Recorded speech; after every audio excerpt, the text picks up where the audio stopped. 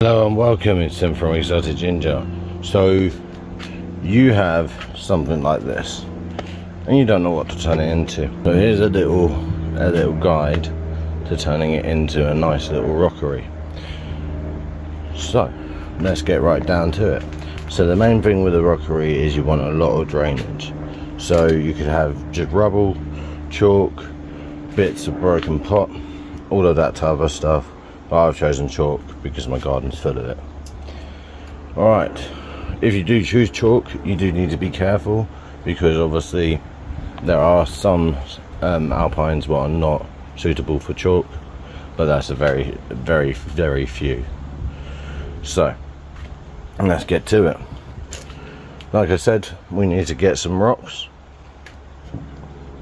Rocks are like very important because it creates air gaps and all of that great stuff. So let's go and get some soil. So actually let's take this down, get some soil.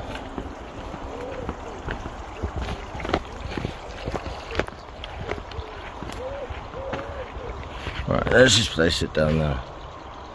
So what we want to do is we want to get very, sorry, I've got my flip-flops on. We want to get some very nice soil, some very nice well-drained soil. Let's do it. So my garden soil is the best. It's basically just an organic layer and then chalk. So this is all the spoil what I had from the pond. So I'm just going to fill it up like so. And you guessed it, I'm going to use the plants in here to create a really nice garden. So let me just fill up this. Once you've got a nice bit of soil in there, then you want to start putting some stone in there. So I've got some nice York stone here, so I'm just going to place it somewhere where I think it will look quite nice, and then fill the soil up around it. So fill up the soil around it and let's get to the next step.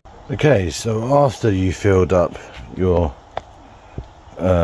pot with some nice soil and some nice rocks, then you want to start planting it.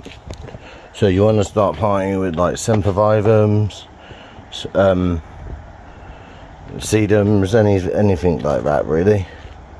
Grow in pots. You can plant it with less hardier stuff, so then you can put it somewhere else. So I'm going to do that, and then I'll get back to you.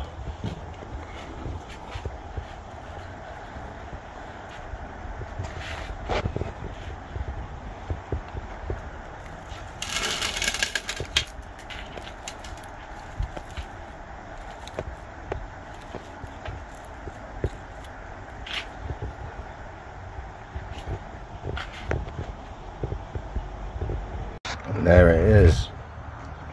There is a nice alpine pot. So I would put this in a south facing place, or the place where it gets the most sun. You don't really need to put these in a south facing place, but if you do, then it's really good because it will grow really nice and well. You don't really need to water it too much, just water it when it looks very dry. So these plants don't take that much care at all. You literally put them in the sun, make sure they don't get too wet, and that's basically it. So thank you for watching.